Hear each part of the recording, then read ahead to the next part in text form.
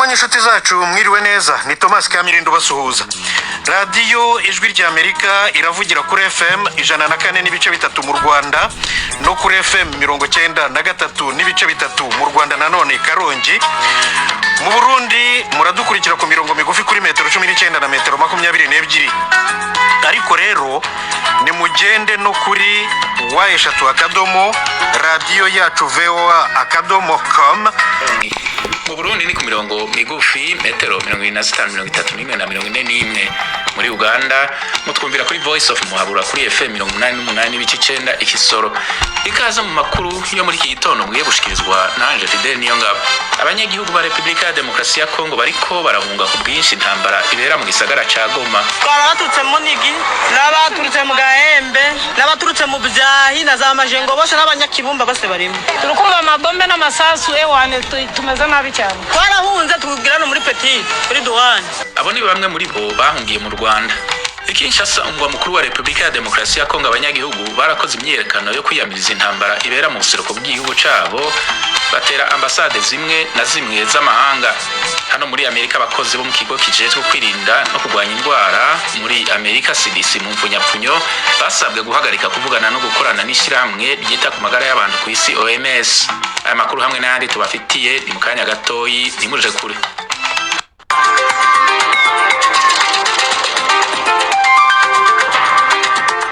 Tutangurire ku makuru avuga hirya no hino ku isi.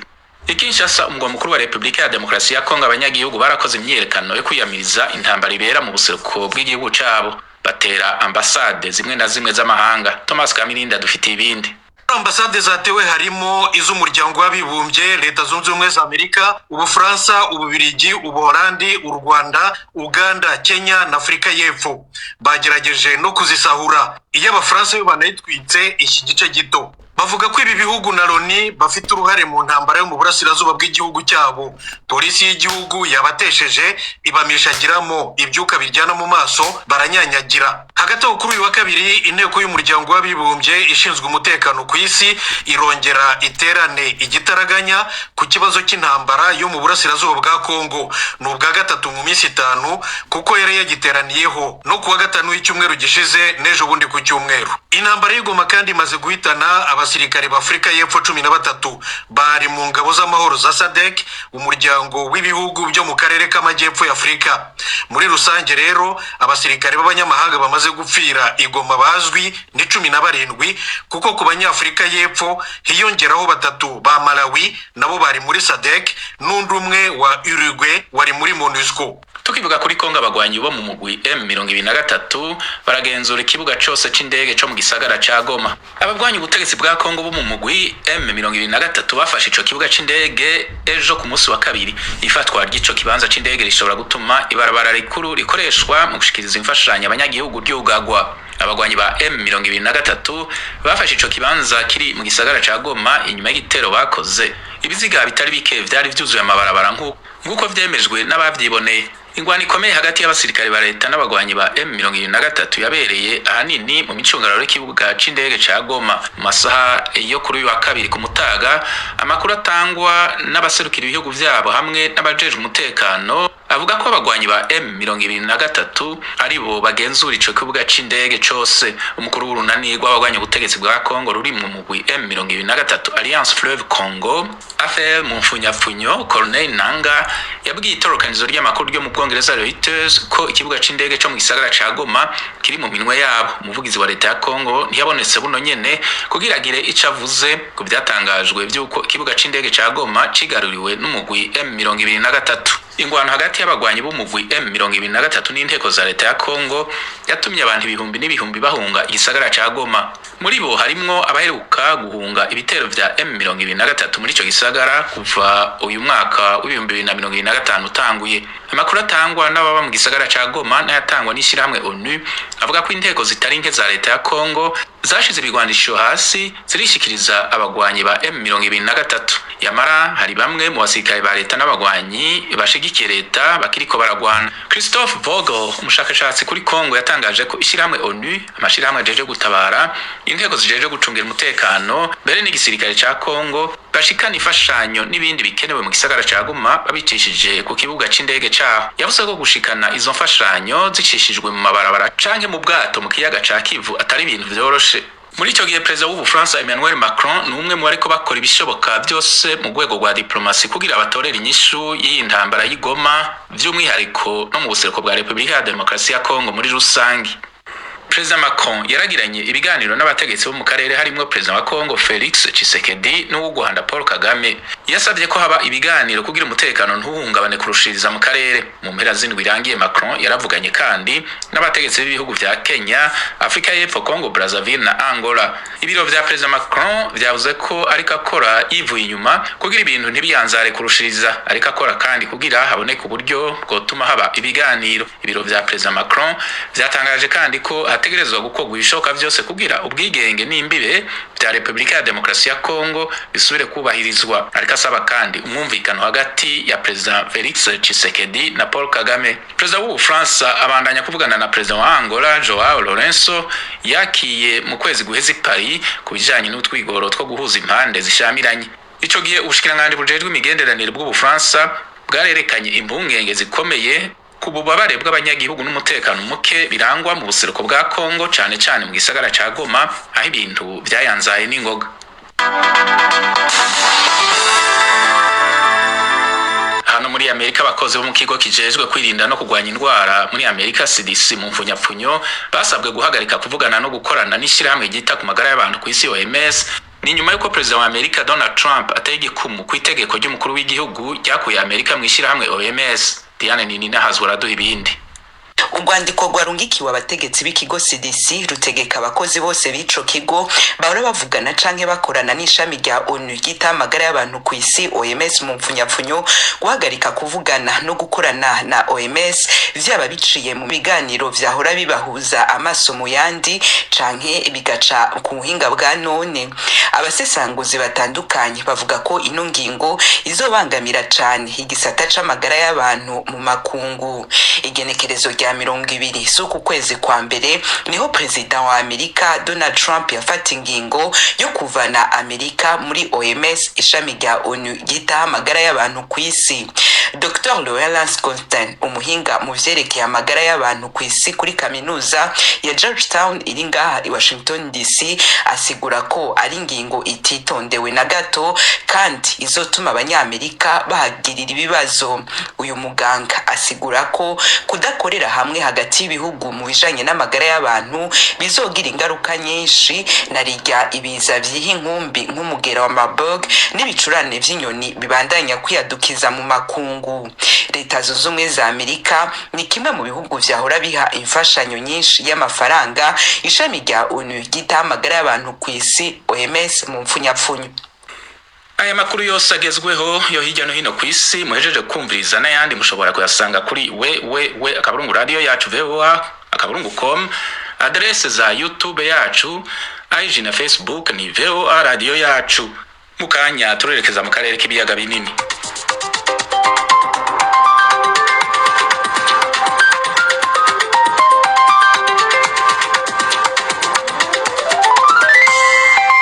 Ibiyaga binini arashimikira kuri Republika ya Demokarasi ya Kongo. Mu gisagara ca Goma umugwa mukuru w'intara ya Kivu yo mu buraruko ibintu vyinshi ntibirasobanuka kubera guhanahana amakuru bitameze neza. Ibintu n'ubu ntibirasobanuka kuvyerekeye ubuyobozi bw'ico gisagara kuri isaha kubera guhanahana amakuru bitameze neza. Ntitwashoboye kuvugana n'abamenyesha makuru bacu bariyo. Yamara mugenzi wacu Etienne Karekezi yarashoboye kuvugana n'umwe mu banyagihugu ba Kongo baba hagati no hagati mu gisagara ca Goma. Ubu ngubu tuvugana ngiye ko maze iminsi kuwa gatandatu ku cyumweru kwa kabiri maze iminsi ine nje n'umuryango wanje turi mu nzu tudashobora gusohoka kubera urusaku rwinshi rw'amasasu, ariko ubu ni atu na 55 za nijoro 21:55 hari gushira nk'amasaha arenga 5 amasasu atacindika. Komera cyane rwose. Uwo mujyi wa Goma wumvisemo amasasu menshi, ku bantu twavuganye hafi ya bose bavuga ko ibintu ari bicika. Iyi minsi 4 ubuzima bwawe n'umuryango wawe mwabayeho mute muri makeya? Ntabyo kubaho ntabwo kugira ngo twari turi muri jene turi mu masengesho, ariko amashanyarazi barayaciye, nta mazi, nta gusohoka ngo tuje hariya kuri lake Kivu tuvome. Twari turi aho turyamye mu nzu, niyo twageragezaga umugore bari turi dufashe ngo aze kureba ko yakwatsa imbabura, amasasu yarakubitaga akongera akihinda. Noneho sinzi ko nagusobanurira ngo tubayeho kubw'Imana, nyine byarindi ngo kubw'Imana. Ndabyumva ibisobanuro n'ibicya mu bihe nk'ibi ngibi. None se watubwira ko ngubu amasasu aho ngaho uri mu mujyi wa Goma ubu ntayumvikana? Amasasu yarangiye, na za mayibobo n'abazarendo n'iki byose byacwekeye, uretse ko nta televiziyo, nta radiyo, kuko nta sharje, interinete kupe. Ubu tuvugana nakoresheje ka power bank ngo ntereremo akariro gake, nibura numve bene wacu hirya no hino ku isi baduhamagara nk'uko ntabwo muduhamagaye, ariko nta communication dufite. Turateganya ko ejo bibaye bishobotse mu gaca niho twagerageza gusohoka mu mazu. Ni amahirwe kandi ndagushimiye kuba wemeye kuvugana na radiyo Ijwi ry'Amerika ukaduha umwanya wawe n'uwo muriro muke usigaranye. Birumvikana wambwiye ko tuvugana uri mu nzu utabasha gusohoka, ariko se ubu umutekano aho mu mihanda hirya no hino biragenzurwa n'ingabo z'umutwe wa M23? Nahamya ko ari kuko ari 23 abazalendo n'abamayibobo kirabana ari kurasana no. Tuvuganye ubwawe, ariko se abaturanyi bawe nabo barahari, ntaho babashije kujya cyangwa se barahunze? Ariko se bari guhungira, nta muntu wigeze ahunga muri Goma twari hagati y'ururimo, wari kuva mu nzu ngo arahunze yari kwerekeza. Kandi iki gitero cya nyuma abasirikare b'u Rwanda byinjiye ofisiyelema, yumva ngo borone 12 borone 13 c'est Rwanda, borone ni umupaka. Mwabonye abasirikare b'u Rwanda binjira muri Kongo? Bari abaturanyi, nje ntabwo nabonye kuraje yo kubivugaho, nako yo kuja kubireba uko bimeze mu muhanda, ariko abaturanyi bavuze ko uretse ko abasirikare binjiye baturutse aho muri borone 12-13, hari n'abandi binjiye ku mipaka officiel. Twari turi hagati, ahubwo FARDC niba banarwanye bakaresista iminsi 2-3, nabo niko ntazi igisirikare cyarico. Abantu bapfuye bashize Goma, abantu bapfuye, inkambi zasenywe, donc iko catastrophe humanitaire. Mwihangane cyane rwose. Catastrophe humanitaire twabonye bisa n'ibyo twabonye muri 1996 afudeli itera inkambi z'impunzi, abantu bapfuye. Urakubwira ngo Goma ngo byari byoroshe, abakubeshe. Croix Rouge ifite akazi irakora, karayikora mu bishimisha. Abo bantu uvuga bapfuye, niba hari icyo wabuziho bishwe nande, bapfuye bati? Intambara se none amasasu yaturukaga hirya no hino, FARDC yarasaga, M23 karasa, azarendo bakarasa. Ndakushimiye cyane kuba ufasha akanya ukavugana n'Ijwi ry'Amerika, ndizera ko n'ubutaha tuzavugana. Uyu munyagihugu ntiyifurije ko izina ryiwe ritangazwa ku mvo z'umutekano wiwe. Muri ico gihe intambara yo mu buseruko bwa Kongo yatumye abanyagihugu bari mu gisagara cya Goma ibihumbi n'ibihumbi bafata inzira z'ubuhungiro.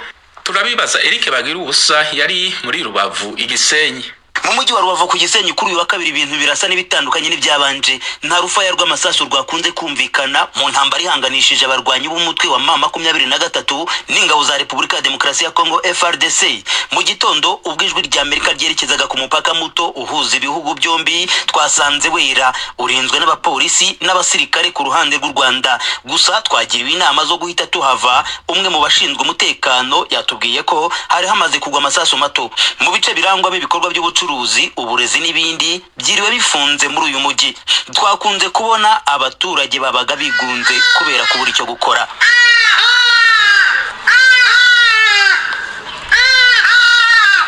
Aha ku bice byegereye umupaka abaturage barahunze kubera icyoba cy'ibisasu byaturukaga muri Kongo bikagwa ku butaka bw'u Rwanda. Icyakora mu bice byitaruyeho hari abavuga ko kugeza ubu bumva impumu zarashize. Aba batuye mu kagari ka Gisa mu murenge wa Rugerero, nko mu birometero 10 uvuye mu mujyi wa Rubavu ku muhanda werekeze Musanze. Turumva dukomeye, nta kibazo turumva dufite kubera ko dufite abantu baturi imbere. Ubu ngubu nta kibazo dufite taretse by'ubuze urusaku rw'amasasu rukumvikana, ariko nta kibazo twe twaba dufite. Twe turakomeye kubera ko twe turarinzwe. Ijwi rya Amerika kandi ryiriwe ribona impunzi nyinshi zaturukaga muri Kongo zihunze imirwano. Twarabaturutse mu Nigi, n'abaturutse mu Gahembe, n'abaturutse mu Byahi na za Majengo bose n'abanyakibumba bose barimo. Iwanyu byifasha bite? Mana gusika kubimeze uteko bikomeye. Turukumva amabombe n'amasasu ewane tumeze nabi cyane. Abenshi bakomeretse. Imirambi iruzuye ewane ni wale. Komere ni nyinshi. Twarahunze tugira no muri Petit kuri Douane. Abasirikare baratubwiye mu gitondo ngo tuvemo. Twavuye Kiwate duhungira Igoma. Kumbeje ko amabombe gakomeza kuba menshi. Tuvuga tushobe twiyahure he mu Rwanda, tuje gupfa ko twagapfaga. Bona ndanda n'ahandi twahungira. Nuko nigosha kuntu twase twiyahura ngo mu Rwanda mbega tumuze ngabandi biyahuye. Inzara tumereye nabi. Kugeza ubu se umujyi wa Goma bavuga ko uri mu maboko yandi. Kugeza ubu ntabwo ko mu maboko ino saka ari mu maboko ya M23. Kubera iki? Bitewe nuko mbonaga ngo umuvuma guhari, abasoda bari kwiruka, abasoda bakiruka n'abaturage nabo bakagenda bagize ute babakurikiye. Bakigera ku butaka bw'u Rwanda biruhukije. Hano turumva dufite amahoro. Wowe uri yumva ute? Njyana ni sawa ndi gushima Imana kuva tugeze ino. Iriya mabombe gari kutugwaho makeyo tuve turi kububwo turirutse abagabo tubasiziyo n'abana basigaye iyo makebwo ndo tuzi kama biragenda gute kuva tugeze hano turi gushima Imana. Ubabajije ku bumenyi bafite ku mitwe yitwaje intwari ibarizwa ku butaka bw'igihugu cyabo, aba banyekongo byumvikana ko ntacyo babiziho. FDLR ndayo yo tuzi. Twe maka tuba turi kubona biri kutugwaho gutya ndo tuzi kama ni ibiki maka tuba turi kubona biri kutugwaho gutya. Natwe ndayo turabonaho. Turabyumva gusa turabona.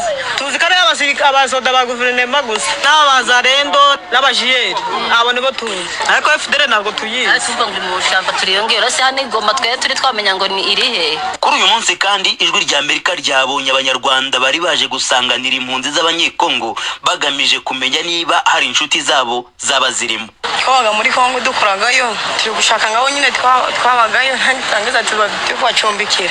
Kanje nyine namucumbikira kuko nyine byago biba byamuziye ntango namura kutamucumbike. Bose ahandi wagiye wumva ko zambuga ngari n'ahandi bahunze, mwe ntago mwahunze? Natwe muri quartier bahunze benshi. Berekeje hehe? Za Kigali, za muri Rutsiro no muri Mutara. Twakunze kubona imodoka zambaye ibirango bya gisirikare n'ibya polisi y'u Rwanda zitunda impunzi z'abanyekongo zizijyana mu nkambi ya Rugerero. Gusa mu gitondo cyo kuri uyu wa kabiri muri iyi nkambi umupolisi y'u Rwanda yaharasiwe isasu mu buryo butunguranye ahita ajyanwa kwa muganga. Ni isasu byaketswe ko ryarashwe riturutse ku butaka bwa Kongo cyangwa se ku musozi wegereye inkambi, hakaba hari umuntu wari ufite imbunda irasa idasakuza. Igishobora gutera impungenge kuri izi mpunzi zirimo kuhacumbikirwa. Bwana Philipo Habishuti umunyamabanga uhoraho muri Minisiteri y'ibikorwa by'ubutabazi no kwita ku mpunzi akizeza umutekano usesuye kuri izi mpunzi. Umutekano urahari, nawe urahari, uri kubona ko umutekano hari. Hashobora kuba ikintu wenda tavuga ko ari kivuga ko nta mutekano uhari, ariko ahantu hari umutekano ni nayo mpamvu twakize site. Se n'ubwa mbere yakiriye abantu muri uburyo nk'ubu ngubu, so ahantu hari umutekano kandi nta kibazo. kugeza ubu haracyagaragara abapolisi n'abasirikare benshi mu mujyi wa Rubavu barinze umutekano. Kugeza amagingo ya kandi ku ruhande rwa Kongo n'umutwe wa M23 ibintu ntibirasobanuka mu buryo budasubirwaho. Ku ruhande rwa M23 baremeza ko umujyi wa Goma waba wageze mu maboko yawo. Amafoto bigoye kugenzura umwimerere wayo ari ku mbuga nkoranyambaga aragaragaza umuvugizi w'igisirikare cya M23 Wiringoma acigatiye imbunda ahagaze ku kibuga cy'indege cya Goma. Umwe mu basirikare ba FRDC warambitse intwaro hasi agahungira mu Rwanda twamubonye mu masaha ya saa saba za hano mu Rwanda. Uyu ufite ipeti rya Suriyetona yavuze ko umujyi wa Goma ukiri mu maboko y'ingabo za leta ya Kongo. Gusa nta bundi buryo dufite bwo kuba twabigenzura. Bagira usajwi rya Amerika ku Gisenyi mu burengerazuba bw'u Rwanda. Ejo ku munsi wa kabiri urwego rw'ishyirahamwe ONU rujejwe umutekano ku isi rwarasubiye guhura ubugira kabiri mu minsi ine ku cicaro cago mu gisagara ca New York ku kibazo c'intambara yo mu buseruko bwa Kongo, kwemeza ko abasirikare b'u Rwanda bariko bayigwanamwo rukabasaba kubatahana. Leta y'u Rwanda ntihakana ko ifise ingabo muri Kongo, ahubwo isobanura ko ari mu ntumbero y'imigambi yashizeho yo gukingira umutekano wayo kandi ko zitazovayo igihe cyose uwo mutekano ushobora guhungabanywa. Mugenzi wacu Venuste Nshimiyimana yabivuganye n'icegera cy'umuvugizi wa leta y'u Rwanda Alain Mukurarinda. Inama y'umuryango w'abibumbye ishinzwe umutekano ku isi irasaba u Rwanda kuvana ingabo muri Repubulika ya Demokarasi ya Kongo. Ubwo ubusabe bwa ONU mwabwakiriye mute? Ariko nibuka neza mu itangazo banditse akanama gashinzwe umutekano ku isi nta gihugu runaka kavuze muri rusange ngo impande zose ziri hariya zigomba gukora ibi n'ibi, ariko ntekereza ko ibyo ngibyo na n'ubundi nta gishya kirimo. Unarebye umunyamabanga w'umuryango w'abibumbye yarabivuze, hari ibihugu byabivuze, hari imiryango imwe yabivuze, hari n'abandi nabo bakoze amatangazo ntibagira icyo bavuga. Aho ngaho umuntu akaba yanakwibaza impamvu tubona amatangazo atandukanye aturuka hirya no hino avuga ahantu hamwe ariko akazavuga ibintu bitandukanye. Ni ikigaragaza yuko mu by'ukuri ikibazo uko kivugwa atari ko kimeze hariya mu burasirazuba bwa Kongo. Niba abantu batandukanye bashobora gukora amatangazo cyangwa bagafata ibyemezo bakavuga ibintu bitandukanye bavuga ahantu hamwe, ni ibigaragaza nyine ko harimo ikibazo. Nayo mpamvu iki kibazo kimara igihe kinini kidasobanuka.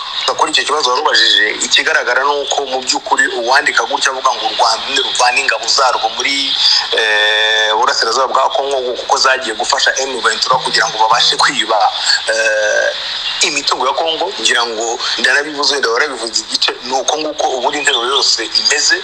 Iyo ni narrative cyangwa n'uburyo bwashyizweho na guverinoma ya Kongo yo kubivuga gutyo. Nimuzanareba izo ngabo zihora ari 3,000 cyangwa 4,000 gusa.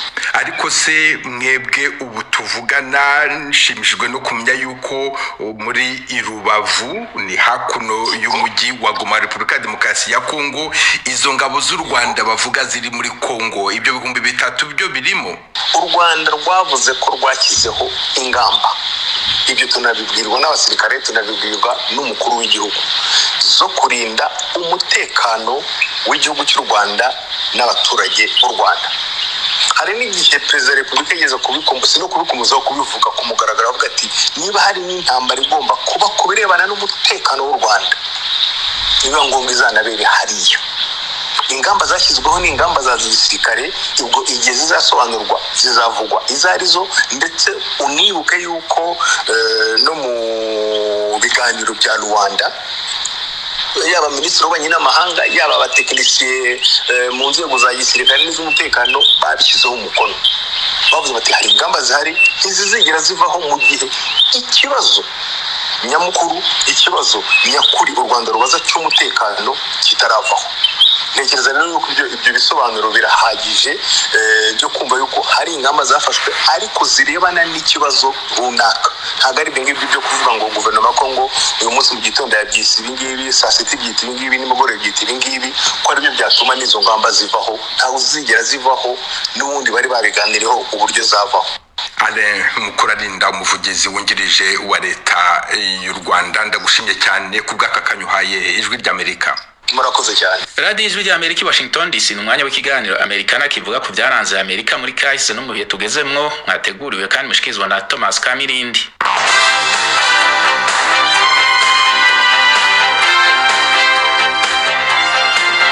neza.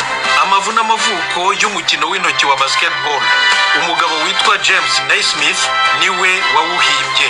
Yatangaje amategeko awugenga ya mbere na mbere mu 1892 muri Leta Zunze Ubumwe za Amerika. Ikaze mu kiganiro Americana.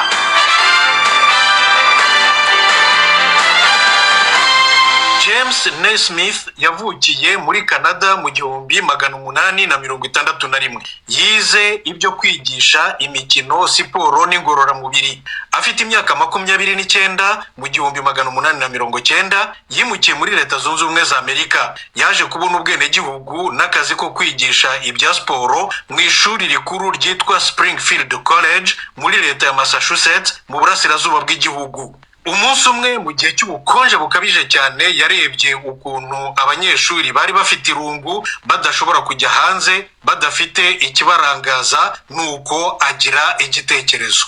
Yabanje gushumika hejuru nko muri metero 3 uvuye hasi, hagati no hagati ku nkuta ebyiri ziteganye, utuntu tumeze nk'udutebo tw'abarobyi dukoze mu dushumi cyangwa se imishito, tubari two twakwita nk'amazamu. Umva ukuntu yabisobanuye mu kiganiro yatanze kuri radio yitwa WOR yo mu mujyi wa New York ku itariki ya 31 y'ukwa mbere 1900. One day I had an idea. I called the boys to the gym, divided them up into nahamagaye abahungu mbagabanyamo amakipe abiri, imwe y'abantu 9 n'indi y'abantu 9.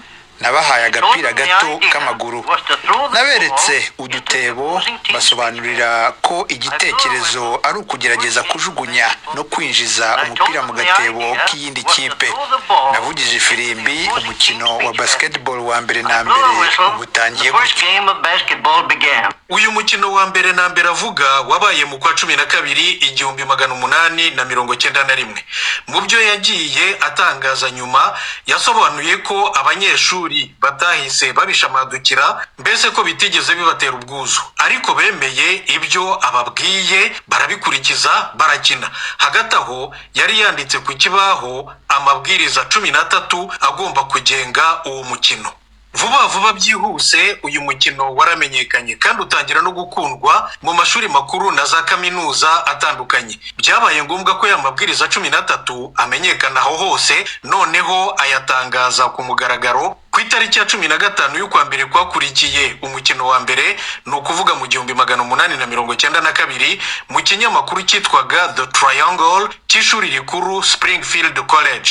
Umwanditsi mukuru wacyo yise iyi nkuru umukino mushya. Benshi bashatse kuwita Naismith Ball, ariko nyirubwite James Naismith arabyanga. Aya mabwiriza ye rero niyo yabaye amategeko ya mbere na mbere ya basketball. Mu gihe cy'umwaka umwe gusa, umuryango mpuzamahanga w'urubyiruko witwa YMCA, no kuvuga Young Men's Christian Association, watangiye kwamamaza no gukwirakwiza basketball mu rubyiruko rwo muri Leta Zunze Ubumwe za Amerika no ku isi yose guhera mu 1893. Nuko basket yamamaye, irakundwa cyane, n'ubu nta utabibona. Iza no kuba umukino w'ababigize umwuga. By'umwihariko muri Leta Zunze Ubumwe za Amerika yabaye nk'umutungo kamere wo mu rwego rw'umuco n'ubucuruzi. Amakipe ya NBA, ishyirahamwe ry'umukino wa basketball, na NBA ubwayo namwe mu masosiyete akize ku buryo butangaje. Iyi ni radiyo Ijwi ry'Amerika yumvikanira i Washington DC.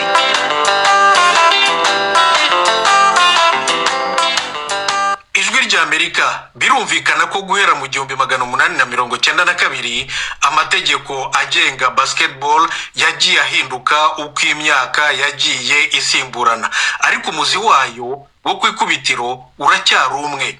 Amwe muri aya mategeko akiri ipfundo atarahindutse kuva James Naismith ayanditse, ni nk'uko umukinnyi ashobora kujugunya umupira mu gatebo n'ukuboko kumwe cyangwa n'amaboko yombi. Igitego kiba igitego ari uko umupira unyuze neza mu rucundura rw'agatebo. Umukinnyi agomba gufata umupira n'ikiganza cyangwa se mu biganza byombi, ariko ntiyemerewe gufata umupira n'amaboko cyangwa umubiri. Umukinnyi ntiyemerewe kwirukankana umupira yawugundiriye. umusifuzi niwe mucamanza mu mukino. Nguwo muri make umukino waje kuba igitangaza. James Naismith yasigiye isi, yitabye Imana ku itariki ya 28 y'ukwa 11 1939. Yari afite imyaka 78 y'amavuko. Nshuti zacu ararekwa ntashira. Ibya basketball ni birebire cyane, nta wabiva imuzi mu kanya gato gutya. Mbashimiye ko mwakurikiye iki kiganiro Americana, maze rero mugire umunsi mwiza. Mwari kumwe na Thomas Kamirindi, murakarama.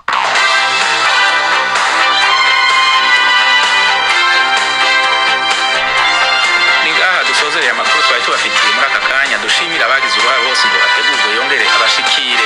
Kuri mikoro mwari kumwe nanjye Fidel Niyongabo. Amajwi